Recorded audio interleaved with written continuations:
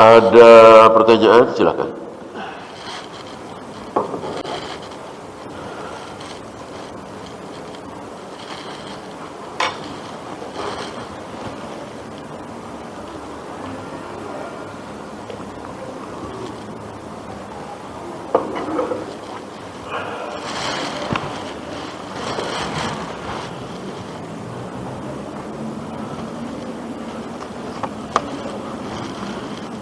Mungkinkah ada orang yang selalu minta ampun kepada Allah tapi mungkin Allah tidak ampuni? Tapi ada orang yang jarang minta ampun tapi Allah mungkin. Kalau masalah mungkin, mungkin. Loh kok begitu? Nggak adil. Allah Maha tahu. Mungkin betul dia minta ampun, tapi sangat durhaka sama ibunya misalnya. Sangat bakhil misalnya. Sementara yang jarang minta ampun, dia begitu berbakti kepada ibunya. Dia sangat dermawan. Segala kemungkinan pasti ada. Ini yang dikatakan bahwa wallahu yaf'alu ma yasha wa yaf'alu ma yurid. Allah melakukan apa saja terserah Allah. Siapa yang akan diampuni terserah Allah, siapa yang tidak akan diampuni terserah Allah. Semuanya terserah Allah. Ya.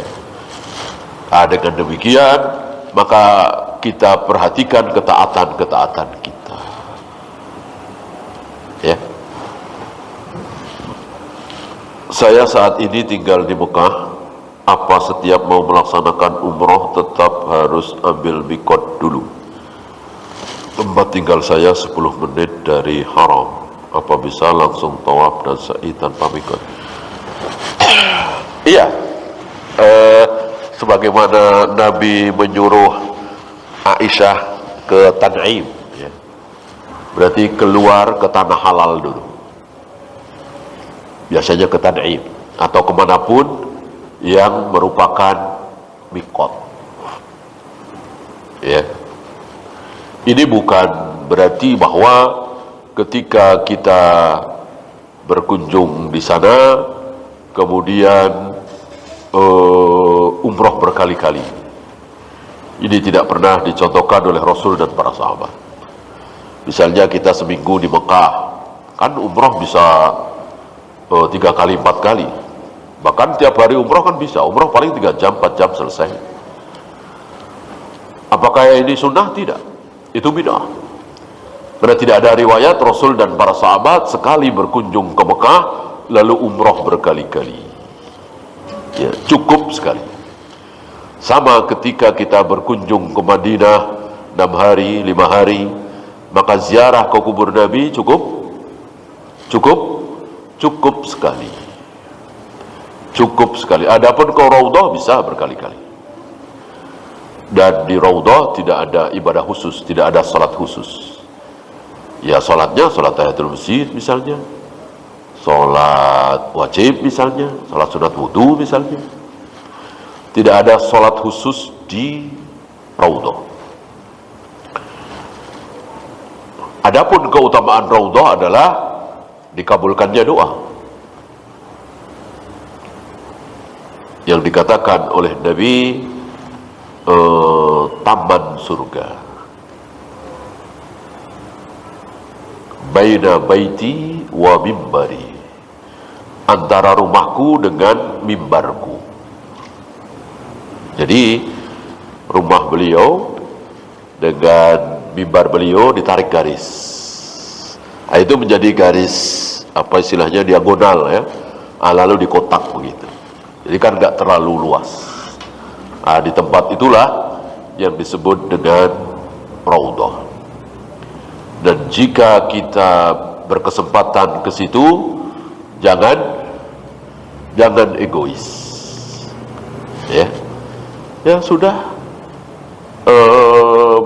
Berdoa memohon sesuatu kepada Allah, kebaikan dunia akhirat, mungkin 5 menit, mungkin 4 menit, udah gantian dengan yang lain. Ya. Nah, kecuali pas sholat, pas sampai situ, pas qomat sholat maghrib misalnya, ya tentu kita sholat maghrib di situ. sampai waktu petugas nanti menyuruh gantian. Nah, kalau kaum muslimin berpikiran seperti ini, insya Allah tidak akan terjadi dosak-dosakan, sikut-sikutan, rebutan, termasuk dihajar aswad, ya kan?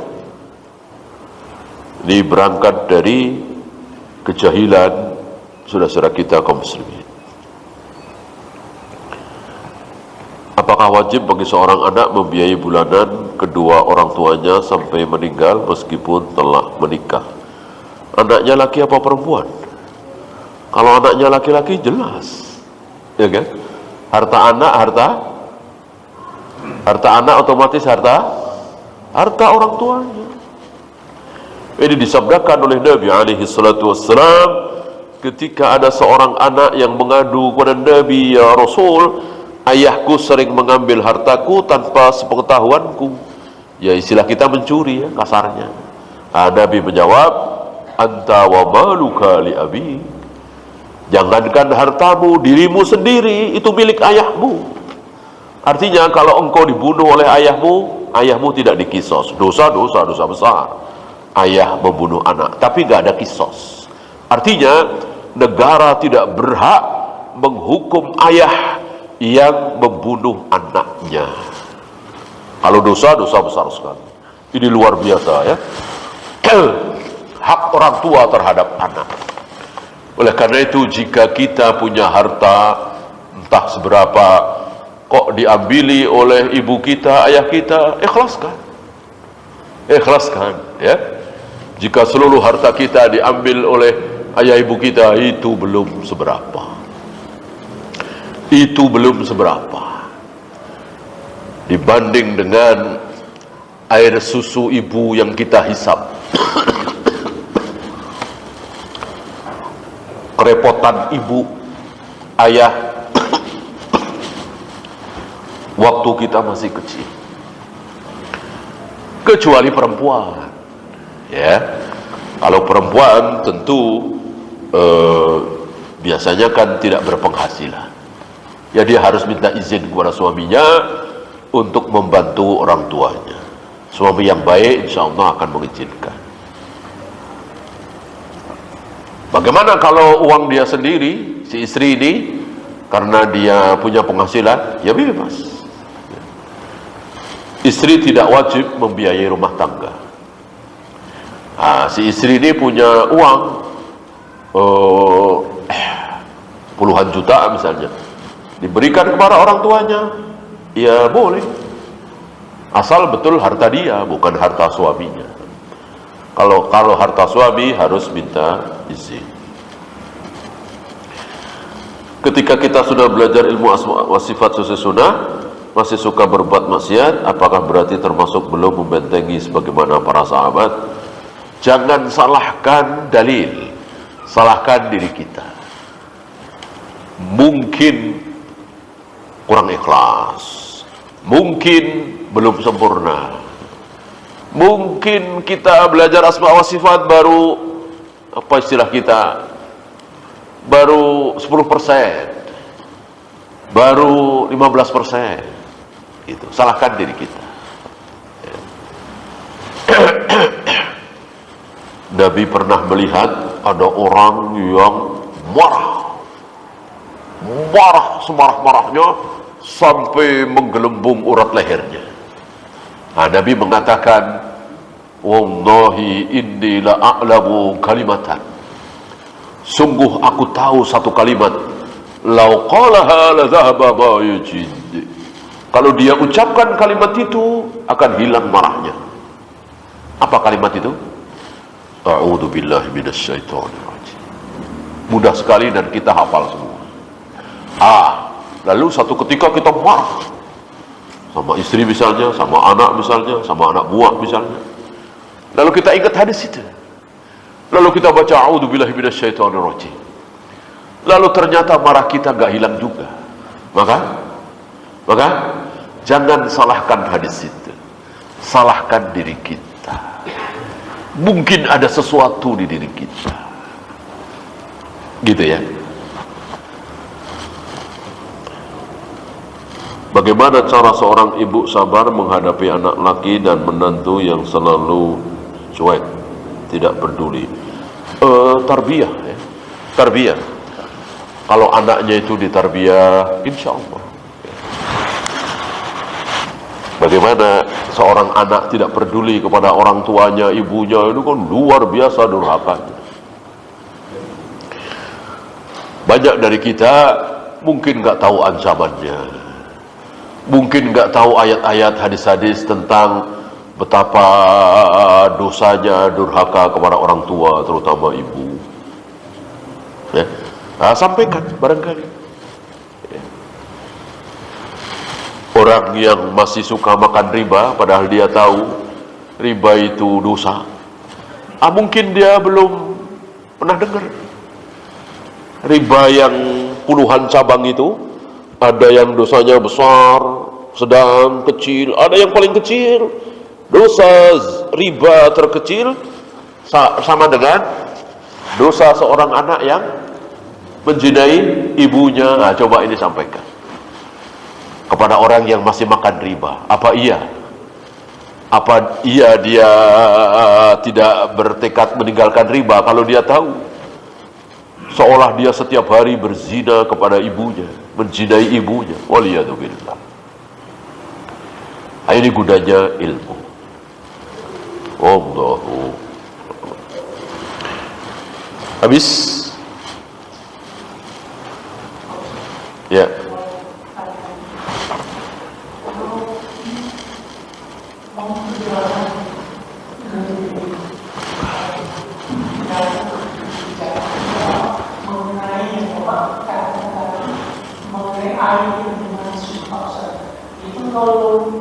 Kalau di dalam itu air yang dimaksud itu dari mana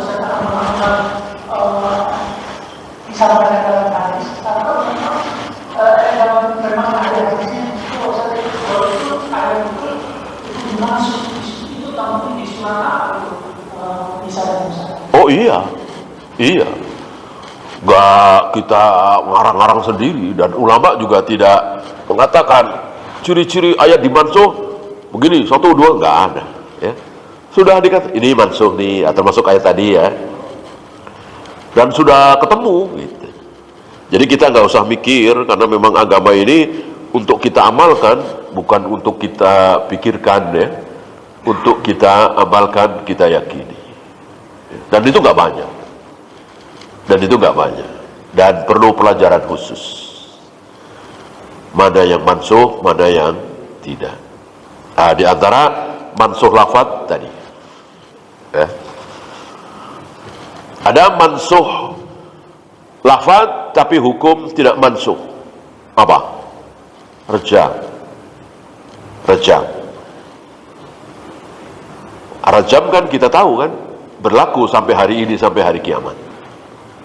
Merejam laki atau wanita yang berzina, yang sudah pernah menikah. Tapi adakah dalam Al-Quran perintah rejam? Tidak ada. Sudah dimansuh. Apanya? Lafadznya. Dulunya ada ya. Kurang lebih bunyinya wasyaikhu wasyaikhatu idza zanaya farjumuhuma albittah. Syekh atau syekhah yang berzina, rajablah. Kira-kira seperti itu. Lafaz itu sudah tidak ada di Al-Quran. Adapun hukumnya masih ada. Kan di beberapa negeri Islam seperti Saudi masih menerapkan hukum rajam, dan memang harus diterapkan kan. Memang itulah hukuman bagi orang yang berzina sementara dia pernah menikah.